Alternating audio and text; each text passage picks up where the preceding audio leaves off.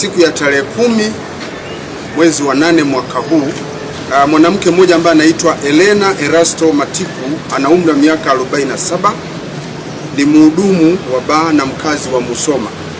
Alifariki dunia wakati akipatiwa matibabu katika hospitali ya rufaa ya mkoa wa Mwanza iitwayo Sekoture, baada ya kuwa ameshambuliwa kwa ngumi na mateke katika sehemu mbalimbali za mwili wake na mpenzi wake ambaye anaitwa Fabian Shukrani Makamba. Ana umri wa miaka 33. Kazi yake ni mvuvi na mkazi wa eneo linaitwa Kigeretuma huko wilaya ya Musoma vijijini.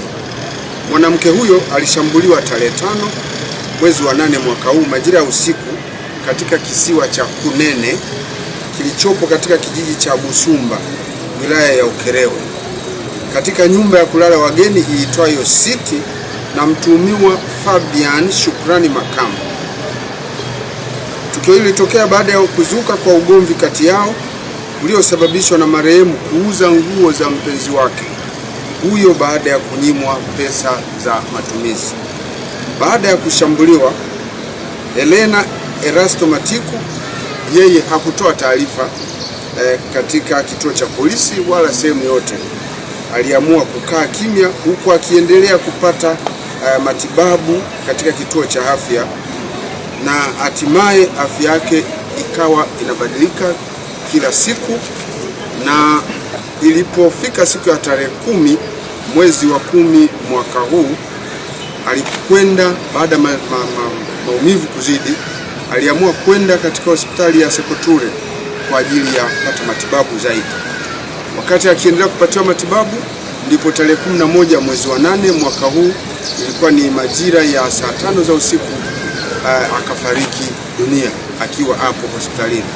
Katika ufuatiliaji wa tukio hilo, mtuhumiwa Fabian Shukrani Makamba naye tulikuja kupokea taarifa kwamba alikuwa amefariki. Ilikuwa ni siku ya tarehe 11 mwezi wa 8 mwaka huu majira ya saa 2:30 za asubuhi, ambapo alikutwa amejinyonga hadi kufa kwa kutumia kamba, na alifanya hivyo kwa kukwepa mkono wa sheria baada ya kugundua kuwa mpenzi wake amefariki dunia kutokana na kipigo alichompa siku hiyo ya tukio.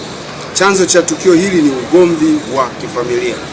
Jeshi la polisi katika mkoa wa Mwanza, kutokana na tukio hilo, tunapenda kutoa wito kwa wananchi wajiepushe na vitendo vya kujichukulia sheria mikononi wakati wa migogoro ya kifamilia. Badala yake, watumie vyombo vya kisheria, washirikishe mamlaka za kidini ama maafisa ustawi wa jamii katika kutatua changamoto zao za kifamilia. Jeshi la polisi linawasihi wananchi kutoa taarifa mapema katika vituo vya polisi endapo watapata taarifa za mtu ambaye amepitia katika tukio la kushambuliwa na mwenza wake, ili jeshi la polisi na vyombo vingine viweze kuchukua hatua. Kwa kufanya hivyo, tutakuwa tumesaidia kuyatolea taarifa na kuyadhibiti matukio haya ya ukatili wa kijinsia.